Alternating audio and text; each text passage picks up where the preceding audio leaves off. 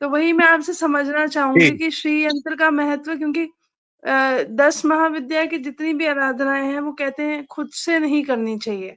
आप उनकी मंत्र जाप करिए या जो भी करिए, लेकिन जो एक गुरु के सानिध्य में रहकर आप कर सकते हैं, वो ज़्यादा बेहतर होता है।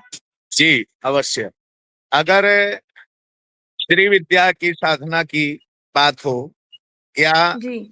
अन्य किसी भी विद्या की साधना की बात हो, बिना गुरु के सानिध्य के या गुरु दीक्षा के नहीं करना चाहिए। इसलिए हुँ, कि उसका फल नहीं प्राप्त होता है और अपितु उसके दुष्प्रभाव भी पड़ते हैं।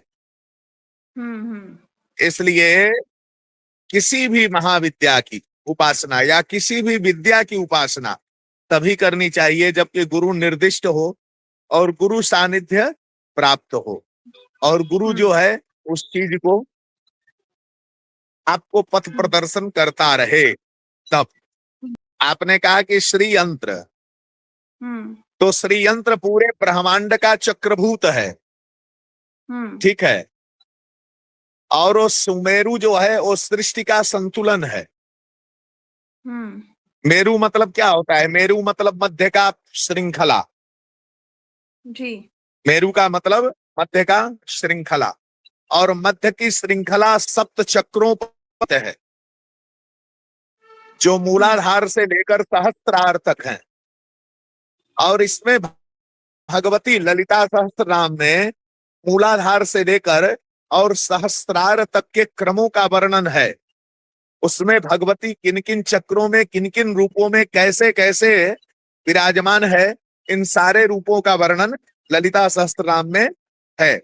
और इनका बहुत काफी वर्णन नहीं किया जा सकता इतने विस्तार से, इसलिए कि जी, इनमें जी, तो जी। बहुत समय लगते हैं, इसलिए कि एक एक क्रम को अगर देखा जाए तो वो पूरा बहुत लंबा क्रम होता है।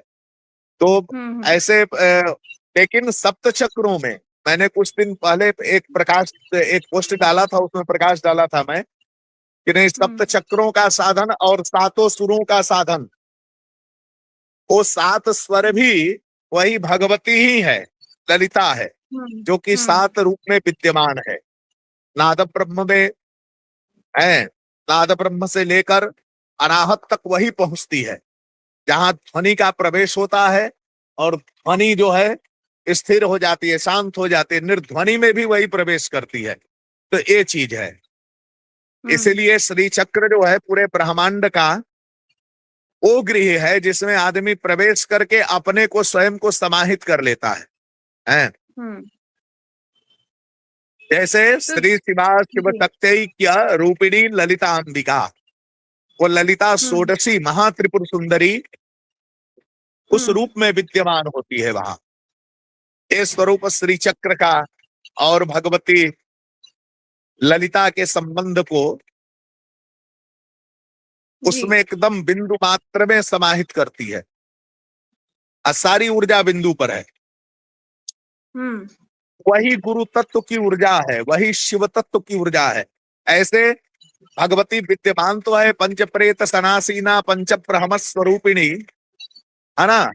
वो तो पंच प्रेतों पर बैठी हुई है? ब्रह्मा तो विष्णु सदा शिव ईश्वर और सद्योजात, ऐसे जो है पांच, पांच जो है, पांच जो ईश्वर हैं, पंच जो देवता हैं, इनके ऊपर वो विद्यमान है।